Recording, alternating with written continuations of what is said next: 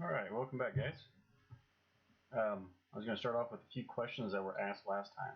One was by Gina. She had a really good question regarding why RNA uses uracil and DNA doesn't, or vice versa, thymine versus DNA and RNA.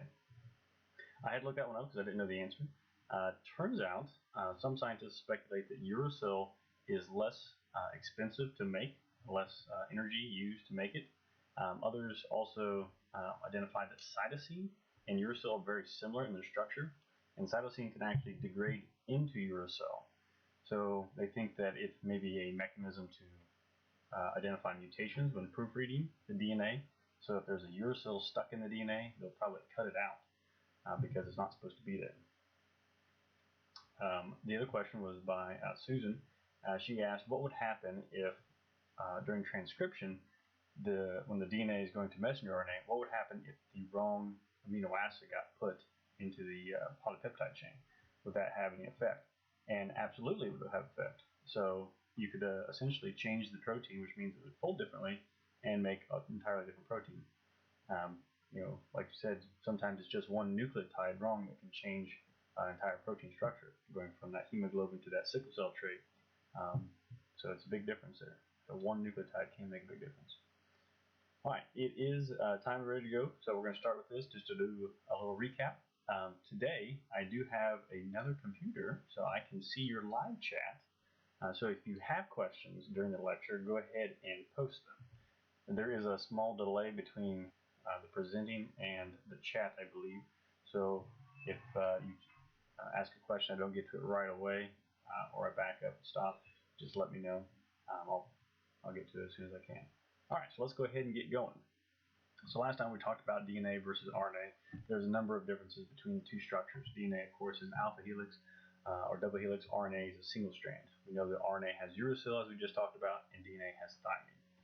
Again, the ribose sugars is in RNA, and there's a deoxyribose sugar in DNA. So those are some key differences that you want to know. We also mentioned there are 3 different types of RNA. And these 3 types of RNA are used for the transcription and translation process of turning DNA into a protein that's used for your body. We have messenger RNA, ribosomal RNA, and transfer RNA. And we'll be talking about more of these functions later on. We briefly talked about translation. We talked about gene expression and how that is important to you.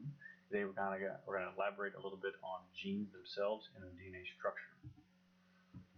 So today for 9.3 transcription, that's our main focus. We're going to go from DNA to RNA. That is the primary goal. In the past, when we talked about DNA replication, we used DNA polymerase to actually synthesize half new strand from half old. So that's that semi-conservative replication. Here we're using another enzyme called RNA polymerase. Very similar, does a very similar job. It goes out and finds the correct nucleotides to pair up on the DNA strand to synthesize in messenger RNA, as you can see in the picture. As you see here, the DNA strand, and then you have your messenger RNA being assembled again.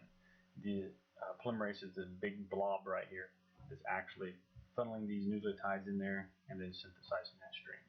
And again, it's complementary to the DNA strand. DNA replication and transcription. The DNA replication and transcription both synthesize new molecules by base pairing DNA polymerase versus RNA polymerase. In transcription, a strand of messenger RNA is assembled on a DNA template using the RNA nucleotides. Again, we're going to use uracil nucleotides to pair with adenine instead of thymine. RNA polymerase adds a nucleotide to synthesize the messenger RNA. Oh, well, gosh, you thought this break was just, so boring. Look who has also joined our live video here, Professor Kitty. Some of you may remember him from biology days. If I had a choice between DNA and RNA, I would choose RNA. Why? Because it has you in it. That's right. Now, you might be feeling a little lonely out there, a little lost. Not today. Professor Kitty's got your back. But no, yes, on a serious note, I'd rather be in the classroom to see you guys. This is not ideal situations, but I'm glad we're making the most of it. And thank you guys for tuning in today. So I really appreciate that. The process of transcription. You have the RNA polymerase and regulatory proteins that attach to the promoter. Okay, so the first question is, what is a promoter? is a specific binding site in the DNA close to the start of the gene. So it is preceding the coding region of the gene. So it's upstream, as they call it. So as we look upstream in the picture, you can see the promoter is highlighted in yellow. Everything downstream is what we want to transcribe and translate into a protein. At the very end, we have the transcription termination site, and that's going to signal and identify all that stuff. So I'm checking the chat here real quick. Hunter, I'm very proud of you for making pizza rolls. So good job. Very good job. Yeah, anyways, back to the promoter. You got the promoter, which again, it just allows the RNA polymerase to find that starting line. So it knows where to start on the DNA so it can start coding it. Okay, and turning that into that transcription process, and that RNA you see at the bottom down here. All right, now if you notice, there's a 3' and a 5' end to this messenger RNA, the mature messenger RNA. And we're going to talk about how there's protective measures to ensure the integrity of that enzyme or protein, whatever it may be. All right, so RNA polymerase moves in a 3 or a 5 to 3' direction. Free RNA nucleotides are added to make messenger RNA. All right, so this is just another diagram showing you the RNA polymerase attaching to the promoter. Once again, that's to identify the start of the gene region. Then as it moves down, you'll start making that messenger RNA. And eventually, it will detach the messenger RNA and the RNA polymerase. That's all to get this process going. All right. Now, this picture is pretty cool. It's also in the textbook. You can check it out. And what you're seeing here is this big, long line right here. That is actually a DNA strand. What these things coming off of it are the RNA transcripts. This is called the Christmas tree, essentially, because it kind of looks like an evergreen tree, I guess. But those are several RNA transcripts coming off the DNA. So there's 3 separate genes right in the row here. And what's happening is you're making a bunch of messenger RNA copies for this. And you're thinking, why do you need so many? Your body is massively huge. You have all sorts of cells, and all these cells may need some of these proteins. So not all these proteins may stay in a single cell. They may be pumped outside the cell to be carried through your blood system to go wherever it needs to be. So when you look at just this photo and you think about how many proteins your body needs, I mean, it's a lot just of a single gene. That's very, very important. There's lots of proteins that are needed by your body every single day. And you're thinking, well, what happens to them all? Sometimes they just wear out, they get broken, and you need ones to replace them. But if you just wait until you have nothing left, then that becomes a problem because you may need those proteins right away. Having backups, extra copies to get the job done is very, very important. All right, so this is a very cool one. You have post-transcriptional modifications. In eukaryotes alone, like yourself, RNA is modified before it leaves the nucleus as a mature messenger RNA. There are things called introns and exons. Introns are nucleotide sequences that are removed from the new RNA. Basically, introns interrupt the actual coding genes. You're thinking, okay, that seems a bit weird. Why would you have stuff interrupt the genes? Well, we're going to explain. So the exons are the sequences that actually stay in the RNA and you need them. So as you look at the photo here, you see exon, intron, exon, intron, exon. Later, after you do the transcription, you'll end up having this big, long segment of messenger RNA. It's just the raw material. Then you're going to cut out those introns and you're going to splice together the exons that you need. And then, as is all happening in the nucleus, it will leave and go out to the cytoplasm. And that's where the translation part of the protein will begin. But again, why do we have these introns that don't actually code for anything?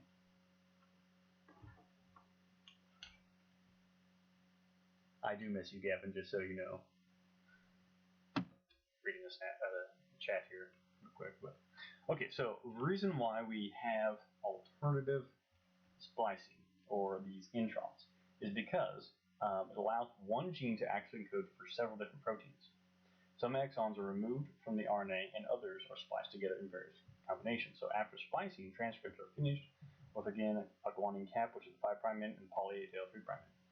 So what this means is one gene can actually code for several different proteins. So if you have, say, 7 different exons that you have within the gene, you can use any combination of those 7 to create a unique protein. So for example, in Drosophila, which is the common fruit fly, many studies have been done on this, they have a single gene that actually has 17, or what is it? It has like 17 different exons that they typically put in combination. Using all those exons, they can create up to like 38,000 different proteins. That's pretty impressive for just a simple little fruit fly. I mean, it's not super complex, but it is a multicellular organism. But one gene has the ability to code for 38,000 proteins. Think about your body and how much DNA you have and how complex you are. Maybe there's a single gene that codes for not just 38,000, but 100,000 proteins. That's pretty important. So again, if you mess up a certain part of that protein or that gene, it can have devastating effects. Maybe it will affect how the other ones are transcribed or translated too. So it could be a domino effect. So keep that in mind. Alternative splicing is really, really cool, but also can have some devastating effects too. So alternative splicing. Here again just shows you the DNA. You've got the promoter region at the top, the exons. Again, you can take those exons and match them together however you want. You can take the first and second, the first and third, and you can create different proteins that way. A new transcript, again, you have the introns right here. They're going to be cut out. We smash them all together. You've got the 5' gap and the poly A tail, 3' poly A tail.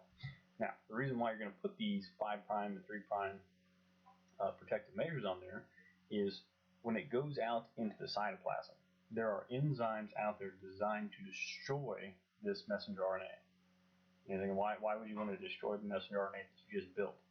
But again, any messenger RNA just sitting out there not doing its job, not doing anything, is taking up space. And there's not a lot of space in your cells. So these enzymes are very efficient. They clean up, they recycle. So once this messenger RNA gets out there, it's like a sea of sharks just waiting to tear it to pieces. So if these enzymes start munching away on the 3' end or the 5' cap, it's no big deal. It doesn't code for anything. Once the rRNA attaches to it, everything backs off. It's like Big Brother showed up and nobody messes with you. So again, that makes sure that you have that protected gene inside there so you don't have mutations occurring or possibly no protein whatsoever being made. All right, so take-home message. How is RNA assembled? Again, in transcription, RNA polymerase does the job. Okay, it finds those correct nucleotides, puts them on there. The new strand of RNA is a copy of the gene from which it would be transcribed.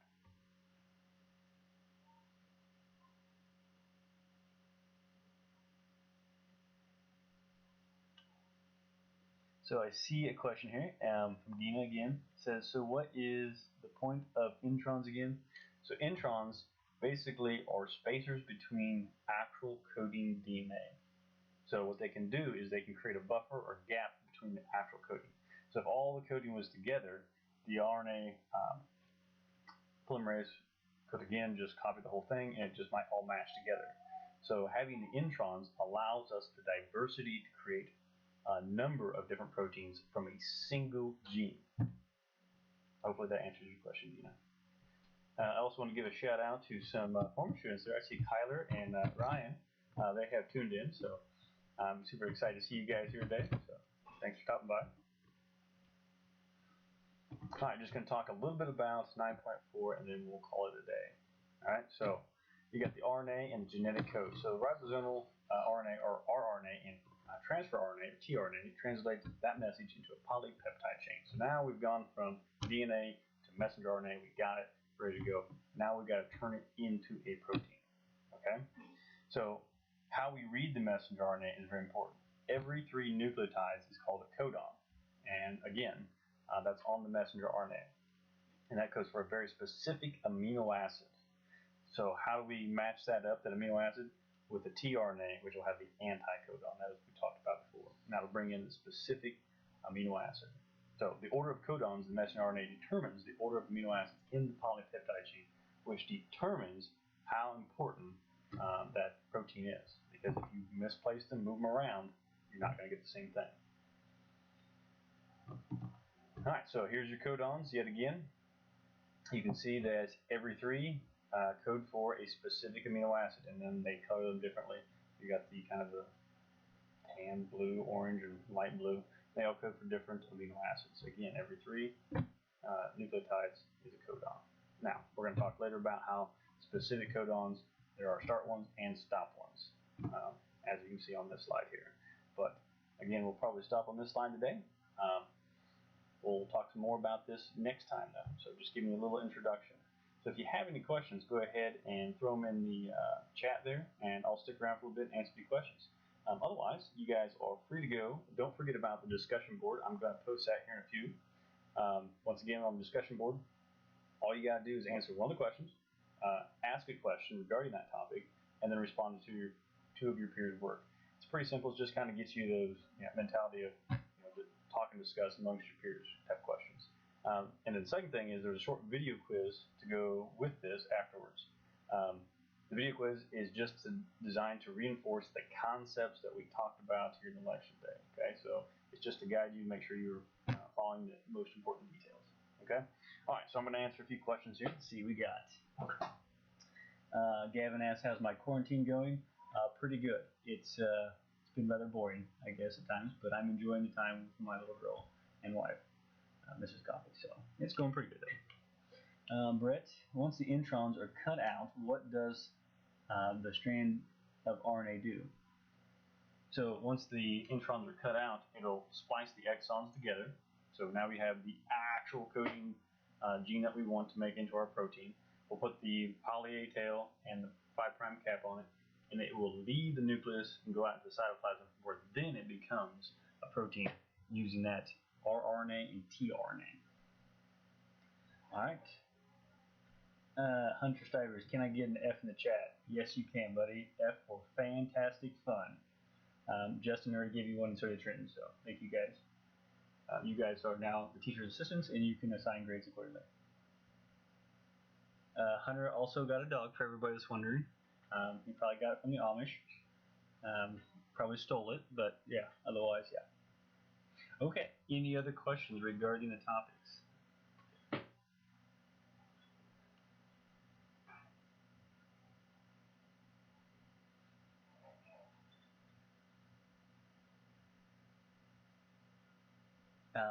Revelation is by Gavin. He didn't know Mrs. Coffee was my wife. So, glad you were paying attention the whole time, Gavin. Good job. T asked the question, what is the promoter made of, and what does it do again? You were talking about up and downstream. Okay, so again, the promoter is just a segment on the DNA, which is made up of just various nucleotides. Right, it's just a sequence of nucleotides that helps the RNA polymerase find where it needs to attach. So again, it's just like a start line. And again, it's upstream or before the gene, the coding gene itself on the DNA strand.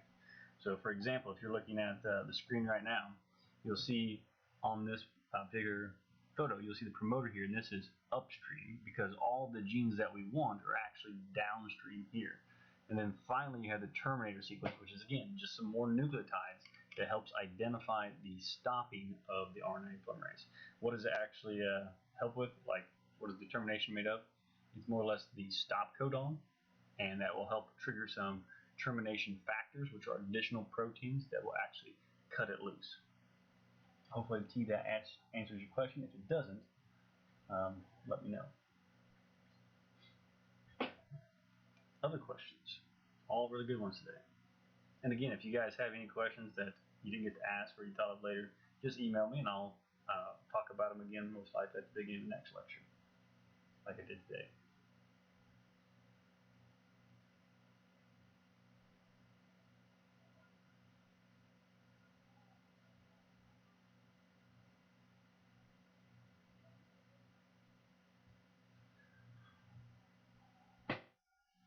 Well, I hope you're all enjoying your time away from class and sleeping in.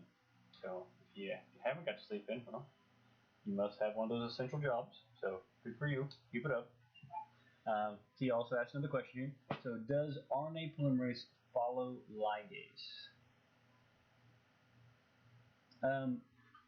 Not necessarily would it follow ligase. Ligase is used specifically in the DNA replication. So we're just going to make a copy of the DNA, and that's where ligase is going to be used to fix that backbone. RNA polymerase is just going to go to the mature DNA when it's not being replicated or anything. It goes to it and then just makes a small copy of the DNA. Now we're not talking the whole DNA. We're talking like maybe 100 nucleotides to maybe 10,000 nucleotides. And again, you have thousands upon thousands of nucleotides in your DNA alone. So it's not actually working in conjunction with ligase, helicase, topoisomerase, or anything like that. Okay. So Gina asked a question. So if 3 to 5 is downstream, then is 5 to 3 upstream? Let's see. So I think you're getting a little confused on what is downstream and upstream. So again, upstream is just prior to the gene. So it'd be closer to the 3' end of the DNA, which would be more or less upstream. Downstream would be more like the 5', if that makes sense.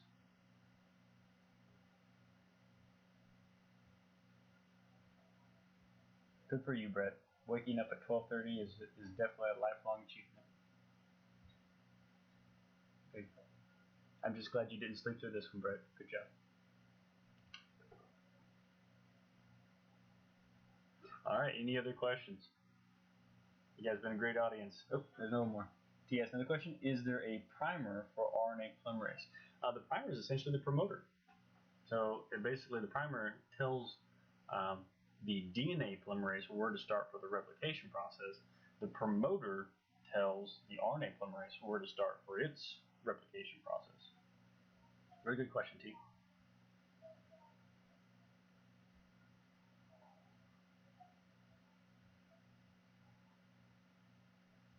All right. I'm probably going to shut her down here unless you guys have any more questions. But you guys have been, again, a great audience. Tune in Thursday at 1, and we will go from there.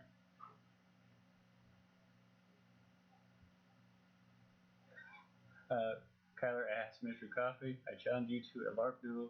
Who gets Corona? That's pretty high stakes, Kyler. I don't know if I can do that. That's I think I'm gonna pass on that. You can take the win for this one here, buddy. So, but yeah. All right, guys. Thanks again for tuning in. I'll see you Thursday at 1.